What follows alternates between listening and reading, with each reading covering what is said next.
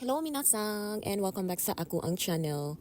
Oh, by the way guys, mo pay pagmata na ko ana and then na ko kay gutom ko. And after mukaon, maadto ko sa merkado kay mo palit na sa ko para bawon kay mo balik sa tag duty later on sa gabi 9 p.m. and then out to 7 a.m. So, ang ato ang schedule is short night shift or gitawag nilang mijikay yakin.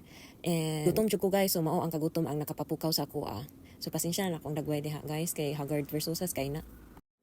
Actually guys, dili man jud unta ko mugawas no kay balik pa ko katuog pero busog pa man gud akong tiyan and then ako'y balunon ba para karong gabi. So nakanahon ako nga mugawas na lang para mapalit sa ko ang snack or baon karong gabi nga duty. So adto na ta kay kita naman habilin din hiya sa balay. So maglakaw lang ko, dili lang day ko mogamit og bike kay busog pa ako ang tiyan and para sa nasa gamay walking exercise.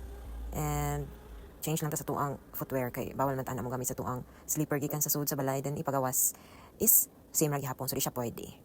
So far, okay ang panahon. Ay, nain man siya dinhi kay last time. Agahapon, pwede siyang tugnawa. Pero karong adlaw, okay raman siya. Makaya ra siya. So, wala siya. Magbaklay lang ko padung sa merkado. So, muna siya ang view sa gawas.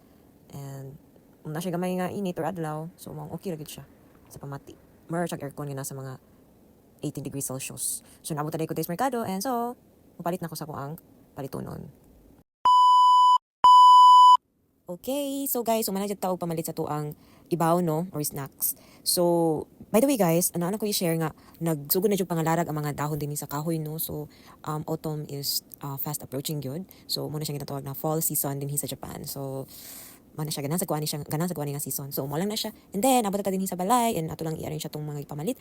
And afterwards, since time check it's 2:35 in the afternoon, magpahuway saglit and then mobalik sa takatog kay later on sa gabi 9 p.m. mo duty na sad ta. So, thank you so much for watching and see you on my next upload. Goodbye.